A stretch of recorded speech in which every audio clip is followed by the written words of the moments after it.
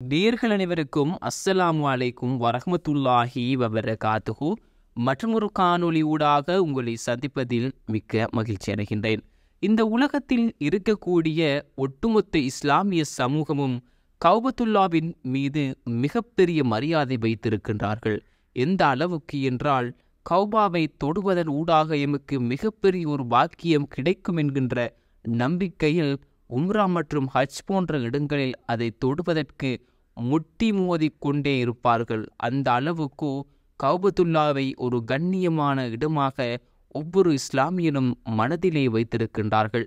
அப்படிப்பட்ட இந்த இடத்தை யாராவது கலங்கப்படுத்தினால் என்ன நடக்கும் உறவுகளே? அண்மையில் உம்ரா கடமையை மேற்கொள்ள வந்த எகிப்து நாட்டைச் சேர்ந்த ஒருவர் கௌபத்துல்லா அருகில் சென்று அங்கே பெட்ரோலை எடுத்து ஊற்றி அதனை பற்ற வைக்க முயற்சி செய்தபோது அங்கே இருந்தவர்களால் மடக்கி பிடித்து கௌபத்துல்லாவை சுற்றியிருந்த அனைவரும் அவருக்கு எவ்வளவு பாடங்களை புகட்டி முடியுமோ அவ்வாறு புகட்டிவிட்டு பாதுகாப்பு கடமையில் ஈடுபட்டு கொண்டிருந்த அதிகாரிகளிடம் அவரை ஒப்படைத்திருக்கின்றார்கள். கைது செய்யப்பட்டு கொண்டு சென்ற அந்த எகிப்து நாட்டைச் சேர்ந்தவர் ஆரம்பகட்ட விசாரணையில் அவர் சியா கொள்கையை சேர்ந்தவர் என்பது தெரிய வந்திருக்கிறது. பொதுவாக சியாக்களுக்கும் இஸ்லாமியர்களுக்கும் எந்த தொடர்புகளும் இல்லை.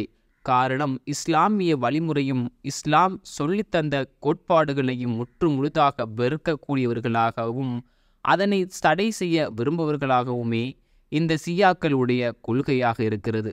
அன்பார்ந்த உறவுகளை எல்லாம் வல்ல இறைவன் நம்மளை பாதுகாக்க வேண்டும். இப்படியான கொள்கைகளிலிருந்து எம்மை இறைவன் பாதுகாக்க வேண்டும். இஸ்லாம் என்பது எந்த அளவுக்கு ஒரு புனிதமான மார்க்கம் என்பது அதனை உணர்ந்து செயற்பட்டவர்களுக்கு தான் தெரியும். ஒவ்வொரு முஸ்லீமாக இருந்தாலும் கூட அதனை உள்ளத்தில் ஒரு ஈமானிய மனிதர்களாக இருக்கக்கூடிய அந்த முஸ்லீம்களுக்கு தான் தெரியும் இஸ்லாம் எந்த அளவுக்கு ஒரு முக்கியமான மார்க்கம் என்று. எல்லாம் வல்ல இறைவன் நம் சமூகத்தை பாதுகாத்து ஒரு ஈமானிய சமூகமாக மாற்றி எல்லாம் வல்ல இறைவன் அருள் புரிய வேண்டும். இன்ஷா அல்லாஹ் மற்றும் ஒரு காணொளி ஊடாக உங்களை சந்திக்கின்றேன். அஸ்ஸலாமு அலைக்கும் வரஹ்மத்துல்லாஹி வபரகாத்துஹு.